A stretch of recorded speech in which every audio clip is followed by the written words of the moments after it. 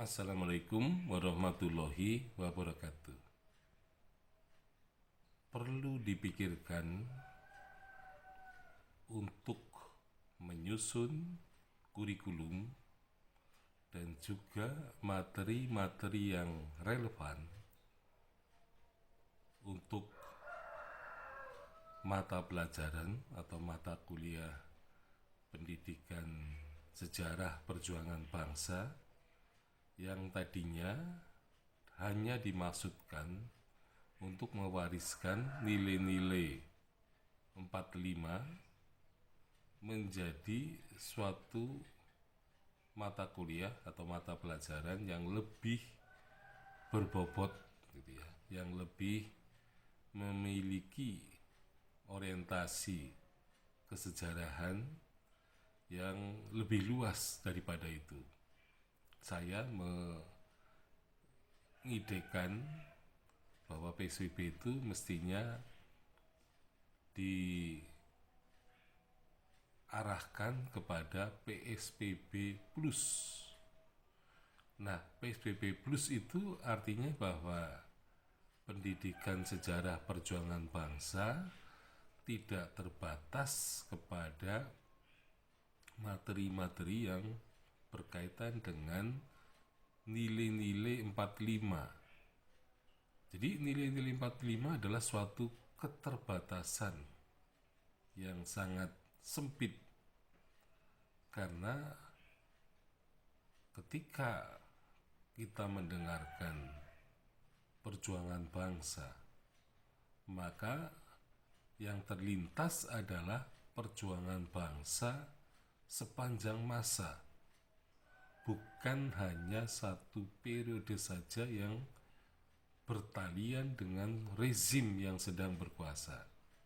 Jadi ketika GBHN itu akan mengamanatkan adanya mata pelajaran atau mata kuliah pendidikan sejarah perjuangan bangsa, maka yang terlintas itu adalah perjuangan bangsa sepanjang masa seperti yang saya katakan tadi.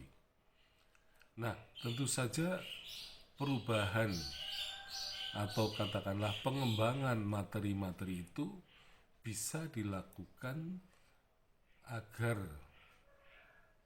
guru sebagai pembelajar dan dosen sebagai pihak yang memberikan perkuliahan akan siap dan bisa menganalisis peristiwa-peristiwa sejarah yang memang dibutuhkan dari segi afektif, baik bagi siswa atau murid dan juga mahasiswa. Karena pendidikan sejarah yang selama ini diajarkan memang lebih banyak mengarah kepada aspek kognitif, sedangkan aspek afektif dan psikomotor ini seringkali diabaikan di dalam pembelajaran sejarah. Nah, karena aspek kognitif seringkali membuat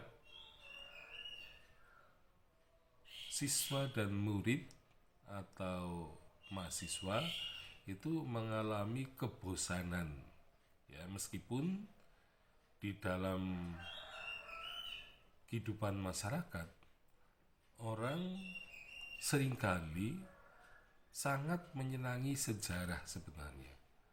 Jadi banyak orang yang senang sejarah, tetapi sejarah yang mereka gemari, jadi mereka sebagai penikmat sejarah, mereka menikmati narasi sejarah. Nah, sehingga memang sejarawan seringkali menyajikan karyanya dalam bentuk sejarah naratif. Nah, karena narasinya itu bagus ya, seperti menarasikan novel, maka para penikmat sejarah itu seringkali terpukul dengan sejarah dan mereka menjadi penikmat sejarah yang sangat mengagungkan ya sejarah sebagai sesuatu yang sangat penting. Jadi sejarah naratif memang ternyata meskipun dianggap tidak begitu ilmiah, tetapi ternyata di sini melahirkan orang-orang yang sangat gemar terhadap sejarah itu. Nah, ini sebenarnya suatu hal yang menjadi modal besar ya, bahwa sejarah naratif ini mempunyai peran yang penting terutama untuk menggali minat-minat masyarakat atau rakyat Indonesia terhadap sejarah bangsanya itu. Nah, tetapi kalau bertalian dengan aspek afektif, maka perlu disusun materi-materi yang memang memperlihatkan perjuangan bangsa tidak hanya pada nilai-nilai 45, tetapi juga nilai-nilai perjuangan dari bangsa Indonesia yang sebelum kemerdekaan disebut sebagai bangsa Nusantara, yaitu bangsa yang terdiri dari suku-suku. Nah, mereka pada masa yang lampau telah membuat sejarah yang penting bagi bangsanya, sehingga sebenarnya meskipun belum bersatu, bangsa Nusantara yang berdiri sendiri-sendiri ini membawa ciri khas dari masyarakatnya, dan di situ ada semacam perjuangan yang mereka lakukan, terutama bagaimana mereka mengubah zaman batu lama, ya batu kuno, Paleolitikum, menjadi zaman batu baru, Neolitikum, kemudian juga mengubah zaman Megalitikum, dan kemudian juga mengubah lagi menjadi zaman logam. Ini merupakan perjuangan bangsa yang patut diperhitungkan dalam sejarah. Jadi perjuangan bangsa kita ini memang ya, meskipun bangsa Nusantara bukan merupakan satu kesatuan politik, tetapi sebagai satu kesatuan etnis sebenarnya bisa diadopsi ya, terutama untuk materi-materi perjuangan bangsa yang mereka lakukan.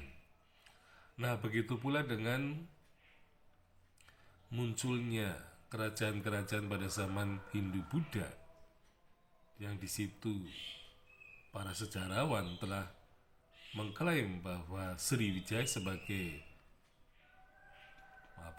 kerajaan nasional yang pertama gitu ya, dan juga mempunyai pengaruh di bidang maritim, dan kemudian juga disusul dengan Majapahit sebagai kerajaan yang dianggap paling besar, dan hal itu perjuangannya juga perlu diperhitungkan.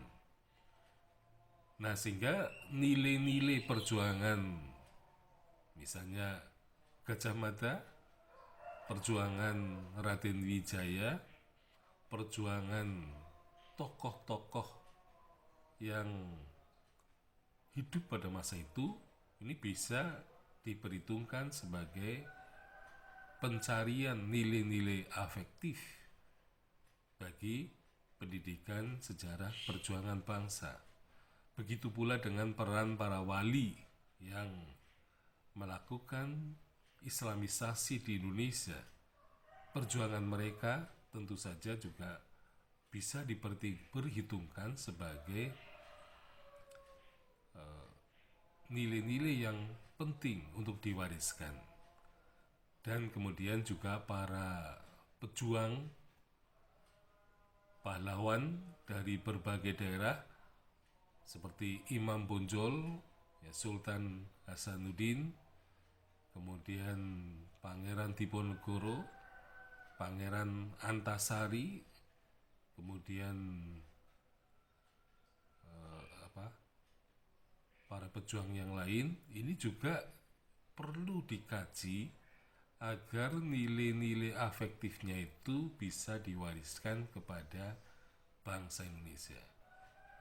Dan nanti nilai-nilai 45 akan dilengkapi dengan nilai-nilai yang pernah dihasilkan oleh para pejuang bangsa meskipun mereka adalah bangsa Nusantara.